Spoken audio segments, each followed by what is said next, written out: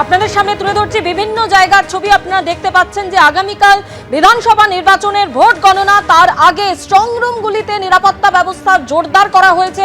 বিভিন্ন জায়গায় কেন্দ্রীয় বাহিনীর সংখ্যাও অনেকটা বাড়ানো হয়েছে। বিভিন্ন জায়গার ছবি আপনাদের সামনে তুলে ধরছি। ক্ষুদিরাম অনুশীলন কেন্দ্রের সামনে ছবি আপনারা এই মুহূর্তে দেখতে পাচ্ছেন। আপনার রেজাল্ট ডিক্লেয়ার হবে, আপনার ইসিআই সাইটে থাকবে, আমাদের সাইটে থাকবে। তারপরে আপনার যখন ফর্ম 20 কমপ্লিট হয়ে যাবে, তারপরে যেটা আছে ডিক্লেয়ার হবে, আপনার মিডিয়া সেন্টার হয়ে যাবে। They will come to know through that thing only, through TV, through internet, through that thing. ECI net থেকে জানবে, ইসিআই নেট থেকে জানবে, ইসিআই সাইট থেকে জানবে, সিও সাইট থেকে যেতে পারে, আরও সাইট থেকে যেতে পারে, ডিও থেকে যেমন জানতো।